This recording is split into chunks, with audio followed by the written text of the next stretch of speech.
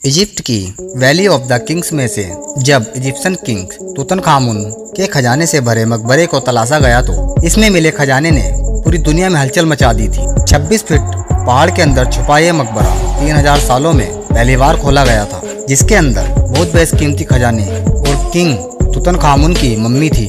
इस मकबरे से मिलने वाला सोना बहुत प्योर क्वालिटी का था और इसका वजन लगभग 1,03,000 तोला था, जो लगभग एक टोयोटा गाड़ी के बराबर होता है। वैसे तो इस मकबरे में मिलने वाला सोना बेशकीमती है, लेकिन एक अनुमान के हिसाब से इसकी कीमत आज के दौर में तकरीबन 5.5 अरब रुपयों के बराबर है। AK फैक्ट्स 3.0 की इस वीडियो में आपका एक बार फिर से स्वागत। ये मकबरा खोजने के बाद आर्कियोलॉजिस्ट ने ये देखकर परेशान थे कि आज के मॉडर्न दौर में भी इतना ज़्यादा सोना ढूंढने और निकालने में एक माइनिंग कंपनी को भी लगभग 10 साल लग जाते।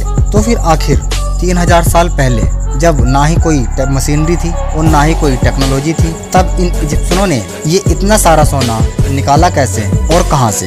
फ्रेंच गोल्ड एक्सपर्ट्स थॉमस फॉसर अपनी टीम के साथ इन मुश्किल सवालों का जवाब जानने के लिए इस वैली में उतर आए। सबसे पहले थॉमस ने यहाँ से मिले सोने को लैब में कई सालों तक एक्सप्लोर किया और उससे मिलने वाले रिजल्ट को कई जगहों से मिलने वाले सोने से मिलान किया। कई सालों के बाद आखिरकार थॉमस और उसकी टीम को यह तो मालूम हो चुका था कि तूतनखामुन के मकबरे से मिलने वाला सोना भी किंग्स वैली के आसपास के पहाड़ों से ही निकाला गया था। अब चैलेंज था उस पहाड़ को ढूंढने का जहां से इजिप्शियंस माइनर्स इतना ज्यादा सोना निकालते थे। लेकिन यह टास्क इतना हल्का फुल्का टास्क नहीं था। किंग्स वैली के इर्द गिर्द हजारों पहाड़ मौजूद हैं, लेकिन यह जानना कि सोना कौन से पहाड़ से निकाला जाता था ये बहुत मुश्किल काम था। फ्रेंच गोल्ड एक्सपर्ट्स थॉमस फॉसर अपने एक दोस्त आर्कियोलॉजिस्ट के साथ मिलकर किंग्स वैली से 80 किलोमीटर दूर एक रेगिस्तान में पहुंच गए, क्योंकि इस डिजर्ट में बहुत से ऐसे पत्थर मौजूद थे जिनमें सोना छुपा था। थॉमस का यह मानना था कि तूतनखामुन के मकबरे में मिले सोने की इस डिजर्ट से मिले सोने से अगर मैचिंग हो गई तो यहाँ उस समय के माइनिंग के जरूर कोई सबूत मिलेंगे। यह रेगिस्तान 1,03,600 स्क्वायर किलोमीटर में फैला हुआ है, जहाँ गर्मी और पानी की वजह से जीवन का होना नामुमकिन है। थॉमस का मानना था कि इतना ज्यादा सोना इसी घाटी के किसी पहाड़ से निकाला गया होगा, तो जाहिर है कि उसमें काफी सारी मैन पावर लगी होगी। थॉमस और उसका दोस्त इसी खोज में घाटी के अंदर जाते रहे। इस बंजर रेगिस्तान में कई घंटों तक घूमने के बाद काफी अंदर जाके उन्हें एक पहाड़ के नीचे एक अजीब मंजर देखने को मिला। पास जाके पता चला कि ये एक पुराने जमाने का कुआं था जो पूरी तरह से सूखा पड़ा था। इस कुएं से यहाँ से गुजरने वाले मुसाफिर पानी पीते होंगे, लेकिन आश्चर्य की बात तो यह थी कि यहाँ और कुछ भी था जो इस कुएं से भी ज्यादा जरूरी था। जी हाँ, थॉमस और उसके दोस्त को एक पुराना कमरा भी बना हुआ दिखा, जो अंदर से एक इबादत घर की तरह लग रहा था। इस कमरे की दीवारों और छत पर काफी पेंटिंग की गई थी। जब इन पेंटिंग्स को ध्यान से देखा गया तो थॉमस के दोस्त ने यह बताया कि इसमें तो वह राज छुपा है जिसके लिए हम यहाँ आए थे। पेंटिंग्स का राज था कि इस घाटी में बना ये कुआं और ये स्थान वह पहला रुकने का स्थान है जहाँ माइनर्स आराम करने के लिए रुकते थे।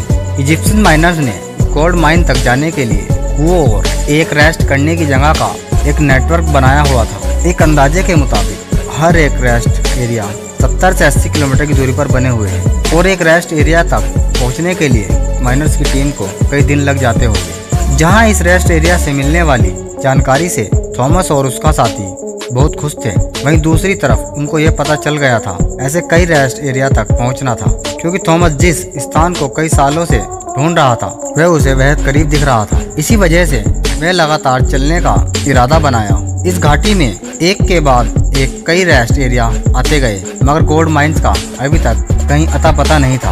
आखिरकार 2 दिनों के बाद थॉमस को एक पहाड़ के किनारे ढेर सारे पत्थर दिखाई दिए। देखने में तो ये एक नॉर्मल जगह था, लेकिन थॉमस का मानना था कि ये जगह माइनर्स का कैंप लगती है। और हुआ भी कुछ ऐसा ही। इस जगह पर पत्थरों से बने कुछ ऐसे टूल्स मिले जिनकी मदद से पत्थरों को तोड़कर सोना निकाला जाता था। इन टूल्स की मदद से पत्थरों को तोड़कर सोने के कण इकट्ठे किए जाते थे। जब उन्होंने इसकी और गहराई से जांच की तो उन्हें इस जगह पर और कई सारे टूल्स मिले। थॉमस का यह मानना था कि माइनर्स इन पहाड़ों को खोद कर सुरंग बनाते थे और उन सुरंगों में से खास प्रकार के पत्थरों को इस कैंप पर लाकर सोना निकालते थे। और फिर वह सोना किंग्स वैली में भेजा जाता था। थॉमस को एक गोल्ड माइनर्स कैंप तो मिल गया था, लेकिन अफसोस इस बात का था कि जिस सुरंग की वह बात कर रहा था, ऐसी उसे एक भी सुरंग नहीं मिली थी। शायद हजारों साल पहले खोदी गई सुरंग बहुत कमजोर थी और भूकंप की वजह से